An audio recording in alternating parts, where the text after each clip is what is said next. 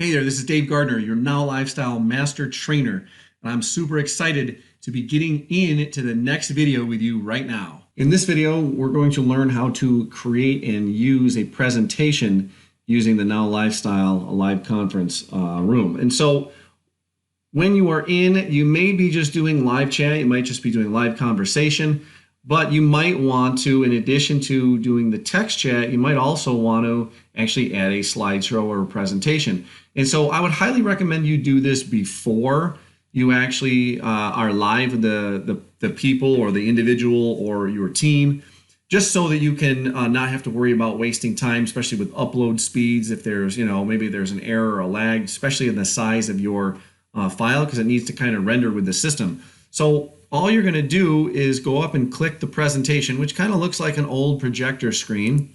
You're going to click that, and notice it keeps the text over on the side and the other part over here. And so, for example, if I were live and present, you'd see me over here, of course, but I'm just going to get rid of that to not really worry about it. But you would be able to see the person perhaps that talking about it, and you'd be able to see any text chats that are coming through here. Now, you may elect to remove the text chat if you don't want to be disrupted during the slide presentation, but if it's a more Q&A type thing, then have that text available. So right here where there's this lock, you can disable it. So notice it looks like the lock is open. If I click it, it locks. And so we would disable it and enable it. And so right now I can disable. They both say click to disable, but when I click it, it locks.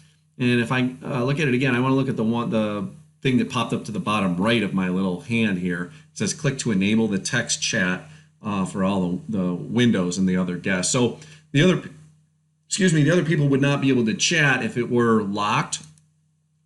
And so again, they can have their pros and cons. So all you need to do is click the upload and start the PowerPoint presentation. It says click here to upload your presentation files or start your slideshow.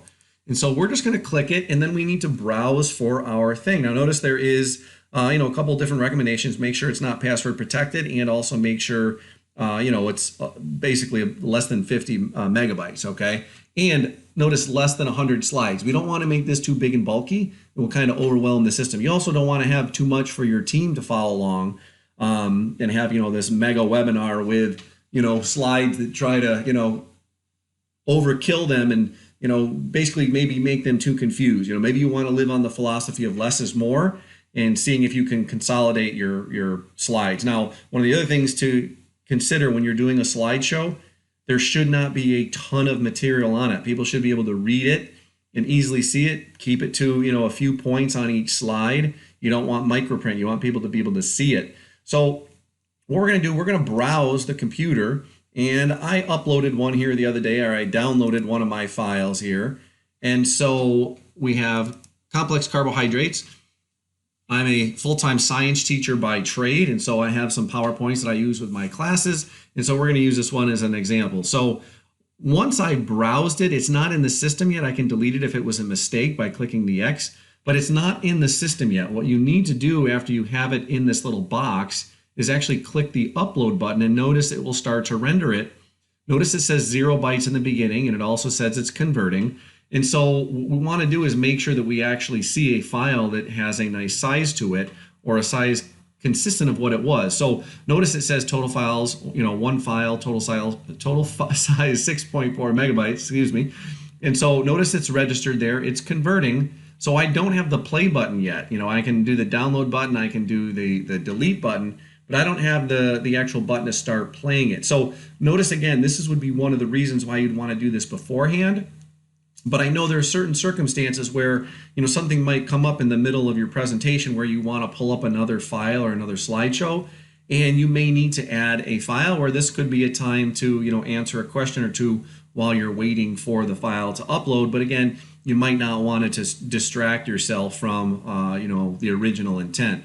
And so once we are in, all I need to do is click the play button, and it will load up all my slides. Okay, it will load up all my slides. And now we're just going to flip for a second here. I'm going to see if this is showing, and it was not, so I got to play with that a little bit later. But what we have here is our slideshow, okay? And there is a control panel. I can go through and I can manually change each slide, Or I could go through and I can play around with the manual control. I could also have a drop-down list. And let's say I want to go, let's say I remember what slide was, and I could jump to 18. Now, notice again what I was saying. There's very limited information on a slide when we go to the slides. Now, some will have a little bit more, some will have a little bit less. But again, you don't want to have huge, long paragraphs of text. If we jump around with any of these, this one is probably a little bit of the extreme. You know, I would go more in depth. And also, when I'm using this, for example, in a school setting, I have a bigger projector in the front of my classroom. But people would have the opportunity to see this in their whole screen. So once we play it, if we press the play button, it could go automatic. And so notice it's on slide 21, and then slide 20 to 21, a couple seconds later, goes to slide 22. I'm not touching anything, my hand's off my mouse, and it will just automate on the back end. And so I was just testing something there, so apologize for that. And so we can get this to play automatic. If you were having it play, you could have it pause. So really just depends on what your preference is and how you want to go about doing it, and whether or not you want to actually just let it play straight out, or if you want to actually just control the rate at which those slides go. Again, you could just go through and you could click, and as you were done talking about one slide, you could talk about the next slide. You know, at the end of one slide, this would be a good time possibly for a Q&A session, just to, you know, get engagement and talk to people and say, hey, you know, if you're following along, you know, what questions you have. So for example, you know, what questions do you have at this point about carbs? Okay, so we post that in there. What I've done, I have a test account, so we're seeing both of these at the same time. So I don't know if you noticed there was Tester Jones over there. So notice this is my user account. This is my actual moderator account. Notice I have the setting things up here. I got the different things to lock over here. And there's a couple other tabs. I got the control panel. But when we go to the other page, notice we don't have any of that there. And so if they're listening and they're following along, we can actually get involved and watch, you know, with the presentation. And they could answer, assuming this is unlocked, they would be able to answer. So for example, yeah, I was wondering, blah, blah, blah, you know, blah,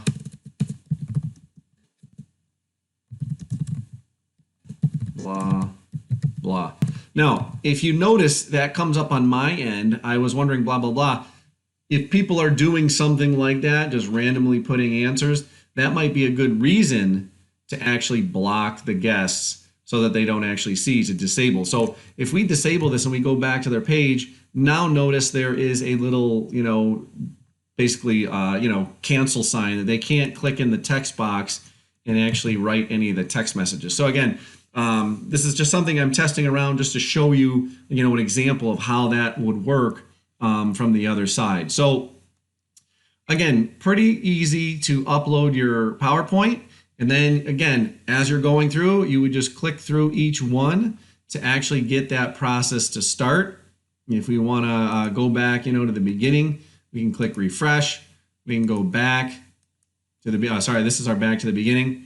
If I want to play it again, it's going to go every couple seconds. 1, 2, you know, slide 2, slide 3. Again, I'm just going to take my hand off the mouse. Notice the mouse is staying in place. It's not clicking anything. Then it goes to 4.